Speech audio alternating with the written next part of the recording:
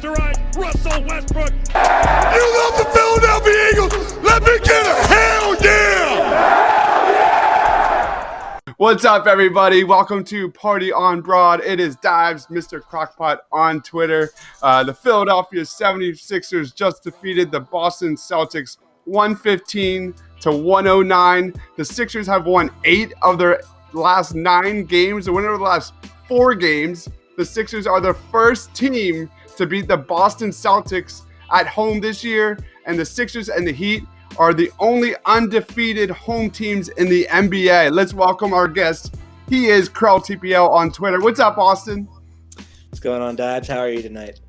Feeling pretty good. How about yourself? I feel pretty good right now. Not too bad. Let's start off hot, man.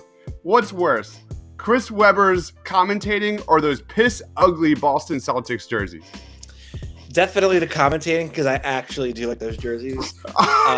But make no mistake. I mean, Webber's commentating is horrible. I mean, it is. There's zero preparation going into that, and it's just embarrassing to the job. But I mean, you know, it is what it is. I truthfully don't care too much about the broadcasting team. I want to win the game, and they won the game, so I'm happy. Man, typical Boston. Philadelphia basketball game for I don't know, 90% of the game. I don't know where Ben Simmons is at. For a good chunk of the game, Joel Embiid dominated. First take I have of this game has to go straight to Joel Embiid, who finished off with 38 points, 13 boards, 6 assists. He was a plus 21. Had some huge moments in this game, especially that emphatic block at the end of the game to just wrap it up, seal the game. But I got to talk about Joel Embiid's passing in the post this game, man. It has got to be one of the best performances from Joel Embiid in the sense of reading the double team, even triple team in this game. And he was just phenomenal. What was your take on Joel Embiid today? So I thought that I expected him to come out and respond, because that's what Joel Embiid does. He won't be embarrassed by anyone. He's going to come out. He's going to respond, especially when there's criticism. I mean, I thought he handled it the right way today with what he said. But I was most impressed of all. You know, the scoring was sensational. His defense was very good. The turnovers kept them. He minimized the turnovers. Oh my God! And I think he only had 2 for the game, maybe. And he just did a superb job of managing the double team and taking care of the ball. And when you break down these close games, possession by possession, that's the difference in the game. That's the difference in a loss and a win. There was a point in like halfway through the third quarter, man. Joel Embiid had 0 turnovers and 0 personal fouls. Dude, I don't know the stats or the math on this yet, because the game literally just wrapped up. Do you think that's ever happened for Joel Embiid in his career? I would venture to say, if it has, it's probably happened once or twice, maybe. I mean, usually when he's having those kind of games, he's having one of those like otherworldly great games all the way around, where he's just so locked in that he's not making body contact. He's not, he's recognizing and not turning the ball over. He's usually all the way locked in those kinds of games. Yeah, man, that Joel Embiid passing out of the double team, staying out of foul trouble, limiting the turnovers, man, he was just all over the place. There was a part, and we'll talk about this next leads into Mike Scott, because there was a point in the game where Mike Scott and Joel Embiid in that first half had 50% of the team's offense. Dude, Mike Scott, man, just really kind of carried the Sixers on his back a little bit in this first half, especially, dude. 5 of 7 from the floor, 15 points. He had 5 threes in this game. 5 threes. He was a plus 17 in this game. What was your take on Mike Scott?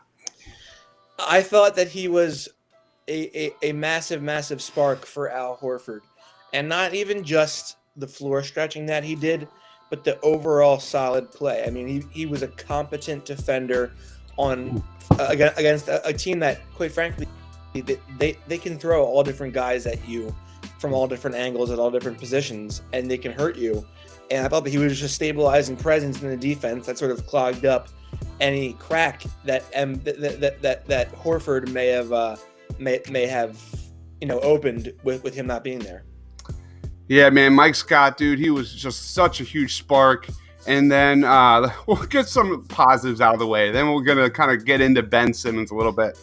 Tobias Harris, man, had a pretty terrible first half. But Tobias Harris, I don't know what it was. I was counting up to like 16-plus points in that second half. Tobias Harris finished with 23 points, 8 boards, 7 assists, 2 blocks, a steal. Dude, Tobias Harris had one of his best stretches in that second half tonight. What was your take on Tobias Harris? So I thought that Tobias Harris largely is starting to get back to that Clippers Toby form where creating off the dribble, efficient shooting, and he's slowly becoming that guy. I mean, he's far and away the Sixers' second leading scorer on this season. And he's becoming that guy down the stretch who can make shots for you off the dribble. And, slowly but surely, he's silencing the doubters who question whether he was worth that contract. Now, will he be worth it in the end? If I could tell the future, I wouldn't be here. I'd be somewhere else. But right now, he's playing up to expectation. There's a huge thing happening in Philadelphia right now, and that is Tobias. Call him Toby Buckets, because he's kind of coming into what we had as Jimmy Butler was for the Sixers last season, man. Could he become that Jimmy Butler fourth quarter bucket getter? It's starting to form a little bit. I think there's a certain mental identity that players have, like Damian Lillard, and Jimmy Butler is one of them. Kobe was one of them. Where you could be 0 for whatever all game long, and then you make 7 shots in a row in the fourth quarter and just take the game over and win it. I don't know that I'm on that island with Toby yet, but I do think that he's certainly entered, like he's now above that fringe all-star tier into a guy who's certainly worthy of an all-star position, I think. Yeah, man, he's had a hell of a month already. I mean, it's only December 12th, but man, he's really playing some of his best Sixers basketball. Another huge positive, I thought. I don't know about huge positive, but I thought Matisse Thybulle had a very solid game, man. Talk a little bit about Matisse, dude. So I think he sort of had one of those like rookie-ish games tonight. I think Kemba can do that to you just because he's so good at getting downhill and changing directions on a dime that it makes it like hell for your wing to sort of close out softly and then keep hands up, don't reach out, don't foul. Stay glued to him. So I think that he kind of had one of those rookie games, and then I think by default it kind of probably tired him out a little bit and made him less effective on offense. But I thought that he in large part made plays when needed. He wasn't turning the ball over. He wasn't committing a ton of bad fouls. And I think he in large part neutralized his assignment, which was Kemba most of the night. I mean, Kemba had 19, I think, in the first half, and then had 7 the rest of the way, and only had like 3 in the fourth quarter.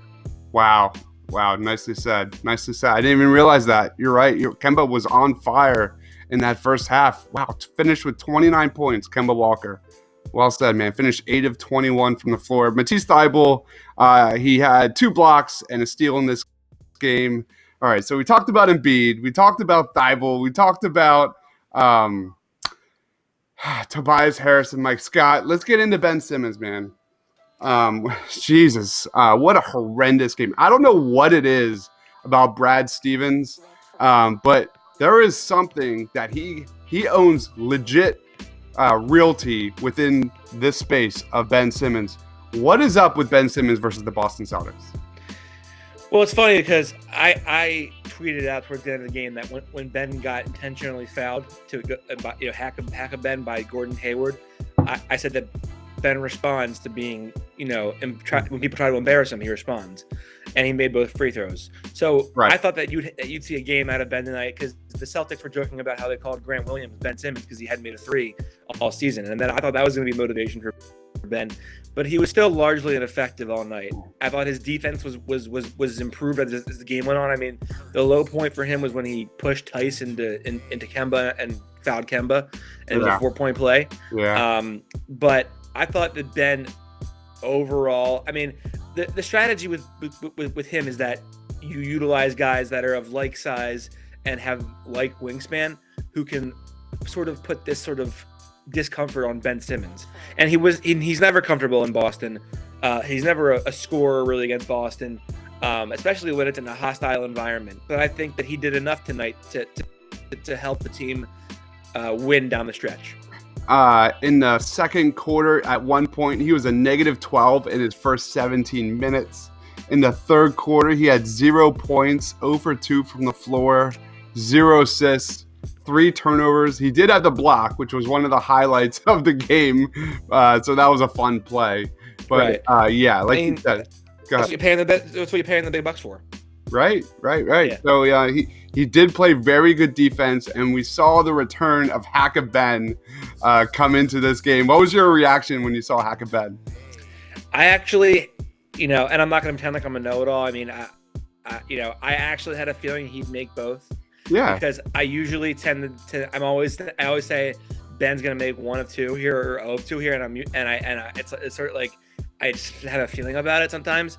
And I late in the fourth quarter, he knows he's being killed on Twitter, and it's on a national level, in the national spotlight. I thought he was going to step to the line and make both. Now, would it have surprised you if he missed one or two badly? Not at all. But I wasn't surprised that he made both. I wasn't. Then we saw Ben hit 2 major free throws to put the Sixers up 4. Jason Tatum hit this crazy 3-pointer that Joel Embiid just missed on defense, almost tipped it. And then the Sixers just went on a run and hit like their next 8 or 9 free throws or something like that. Yeah. Go ahead. Go ahead, man. So I kind of thought one of the unsung heroes of that fourth quarter, and kudos to him for sort of second game back, really, being able to step up and have an impact. Josh Richardson, I thought, was tremendous. He was a solid defender all night long. He made huge shots for the Sixers to put him up 4, and then he hit a 3 to put him up a couple. And he made free throws down the stretch too when they fouled him off the ball. He got away with a call on Jaylen Brown. But Josh Richardson was huge in that fourth quarter. He weathered the storm and stabilized some of the leaks when the Celtics started to run a little bit. It's kind of like exactly what we've been watching from the Sixers all season long. It was kind of a good summary of exactly what we've seen is this team is going to rely on its defense in the fourth quarter to win you a ball game. And it did. I don't know what let's look at what the rebounding totals were. They were getting, in that first half, man, it was brutal, man. They were getting out-rebounded, and they had 0 transition points at one point. So they were getting nothing on the fast break. They were getting nothing on the glass. They really missed Al Horford in this game. Let's see. So I need to go back in the first half, but they actually finished. The Boston Celtics had 48 points in the paint compared to the Sixers 44. So I got to see those Sixers points in the paint in that second half because it had to be huge.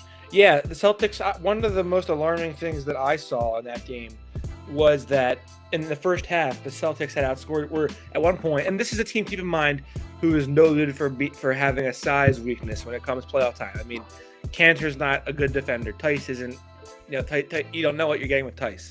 They lost their size with Horford and Baines, and they had outscored the Sixers in the paint in the first half, something like 32-12 at one point. So the rest of the game, that means the Sixers kept them. What's that? Quick math. That's 32-14 the rest of the way. So the Sixers got back in the game with points in the paint coverage, and it was a much different affair in a second. Just what a huge swing! What a huge swing! Do you want to talk about grades? You there, man? Got me. There? I lost you there. You there? Can you hear me? I can hear you. Okay. All right. You want to do some grades and then wrap it up? Sure. Let's do grades. All right. Let's do grades. Let's Joel Embiid. C. Yeah. No.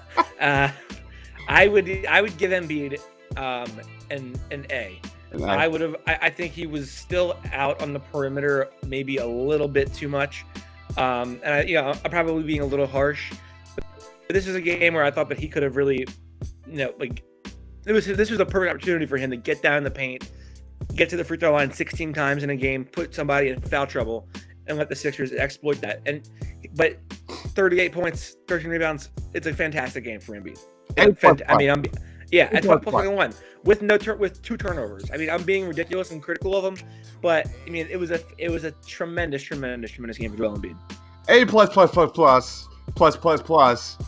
Dude, the entire TNT broadcast was just targeting him, like red leader to gold leader. All sights on Joel Embiid the entire first half of this game. This was just a statement game for Joel Embiid. A plus. How about Mike Scott? What grade would you give Mike Scott? Mike Scott gets an A minus. He made timely shots, and he for the most part, I mean, he was a rock for this team. And you know what? I'll give it to you. I'll bump Joel up to an A plus. There it is, baby. There it is. You pressured me. Get the plus. All right. Let's do Tobias Harris. I'll go. He had a tough first half. I'm like right in that like B plus to A minus range, but he was so big in that second half. I'll go A minus. Yeah, I'll give him a B plus. I would have liked to have seen him score a little bit more, just to put some pressure on the Celtics and maybe force their defense matchups to change, and then maybe you get a different look out of the Sixers offense because of it. But I want to see Tobias attempt more from long range. I mean, we know what he can be from 3-point range. We've seen it over the last year and a half from him. His ability to split space the floor is a game changer for this team. It is. It's everything, man. It's everything. Then we get to Josh Richardson. He had 14 points, 2 of 3 from 3. You talked really highly of him. What grade would you give Josh Richardson? A minus, and usually that would be like a B plus. Okay. Maybe even a B minus if he were less efficient. But he did that second game back off of an injury. Game 1, he was limited with a restriction. Goes into Boston in hostile territory and plays a huge role for them. I'll give him an A minus. A minus. I'm much lower on Josh. I'll give him like a C plus. The injury thing is definitely key though. Maybe that bumps him up to a B minus. That 3-pointer, that dagger 3-pointer he had in that fourth quarter was just humongous. We got Ben Simmons. I gave him an F in that first half. I give him an F in that third quarter. Let's give him a D minus. What about you? Yeah, I think I'd give him a D. Ben Simmons needs to be better against the best teams in the NBA. He's got to figure it out. And credit to him, he's been much better lately with the aggression and getting, and he's had his his eyes set on the rim a lot more lately. It's always the Celtics. And the next step in his progression, if it's not going to be taking multiple jump shots every night, it's got to be that I'm going to consistently be an aggressive attacker at the basket and put the pressure on the defense and help my teammates get better looks. Amen. Let's move on to James Ennis. 18 minutes. He had 2 points. Over 2 from 3. He was a minus 10. BF. No, I give him a C. Really? And here's why. James Ennis is there to defend, and their bench's scoring was never going to be an identity of this team. His 3-point shooting has been a revelation from the corner this year. He's leading the league in it, in fact. But he played his role. You're not getting killed with second unit defense, and he's sort of the anchor of that second unit defense. He's tough. He's hard nosed. He crashes the offensive glass. He gets, and he's just a pain in the backside for the other team to deal with. And so he did his job. C. All right, nailed it. Let's go to Kylo Quinn. 12 minutes, 3 points. He did have 2 personal fouls, minus 15, team worst. He did have a couple of nifty passes. What was your take on Kylo Quinn? What grade? Is that Boban? Oh my God, do I miss that guy, Boban? I miss Boban too. I was just thinking about him the other day. I was thinking about it's gonna be Keanu Day next May. Yeah. And I was like, oh, Boban, but I was at that worker. I was like, wait a second. I wonder what Boban's up to right now. I don't know. I couldn't tell you. I had no idea. I thought that Kylo Quinn, he hasn't played much at all, and I think his poor play in a game like tonight was a product of that, just because it was a very tough defense, and he's just trying to get in game mode. but he stepped out. He hit a three. He had some nice passes. He did have a couple of miscues. C. I agree. C minus. 100% C minus. Raul Neto, 0 points. He was a +8. I mean, he is kind of like the James Ennis role. He facilitates the offense and he doesn't hurt the team. C minus C. Yeah, and I give him a C minus, maybe a D plus. I give Trey Burke a higher grade because he didn't kill Brett Brown for not playing him instead tonight. Right. All right, and then we got Matisse Thybulle, 30 minutes. Man, his minutes. I'm gonna run some do his graph on Matisse Thybulle, but his minutes are going up, man. They gotta be 6 points. He did have 2 blocks and a steal. He was 2 for 4 from 3. He has been lights out from 3 lately. What grade was Thybulle? He's reached a territory where it's like, okay, he's not even like breaking the point of impressive. He's now at the point where you're like, the hell does this guy come from? He's broken a point where it's beyond unbelievable. Thybulle for me probably gets a B plus tonight, maybe an A minus. Would have liked to have seen him, make one. I mean, I'm asking the guy to shoot better 50% from 3. What am I talking about? I think A minus is fine. He did exactly what you would want him to do.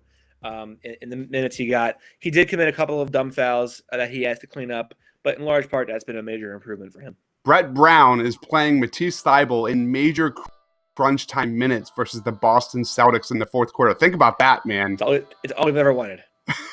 And how many minutes did Carson Edwards play tonight? Oh my gosh, Carson Edwards! I didn't even hear his name today. DNP coach's decision? Yeah. Oh, look at that. There it is. Trade was worth it. I guess Elton Brand's an idiot, right? Exactly. Lastly, we got Furkan. He had 7 points in 8 minutes. He did fine. Talk about your efficiency right there. That's better than Andrew Wiggins right there. Right. I mean, he came in the game. He buried it. He hit a big 3 for the Sixers. He made that ridiculous tip shot. And he wasn't unplayable tonight, unlike he is most nights. So I'll give him a B plus. Love it.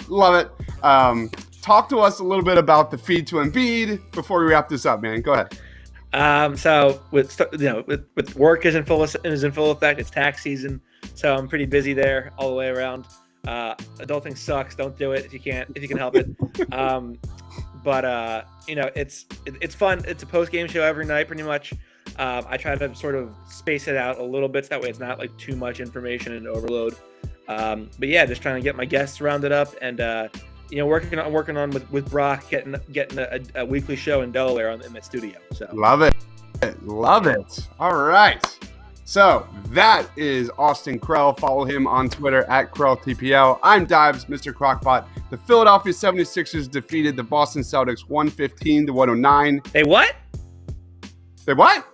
They what? They beat the who? The Boston freaking Celtics. God, I hate the Celtics so much. Bill Simmons team? Oh, man. The Sixers moved to 19-7. Whew. All right, baby. Have a good night, guys. Great win. For what it's worth, the Miami Heat lost to the Celtics by 12 when they played them in Boston. I'm just saying, but we're 2-0 against them this year. Maybe they can learn a thing or two. I don't know. I'm just putting it out there. And all the NBA media is going to be talking about how Ben Simmons had 5 points in this game, and the Sixers are terrible, and yet they keep beating quality teams in the NBA, man. The Sixers are trending up. Go follow. It's receipts season. Gotcha. All right, man. Take it easy, guys. Stay awesome.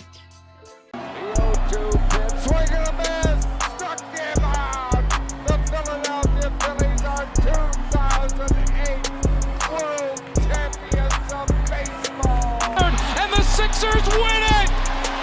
Wow! Oh, man. Embiid just posterized Russell Westbrook. You love the Philadelphia Eagles. Let me get it.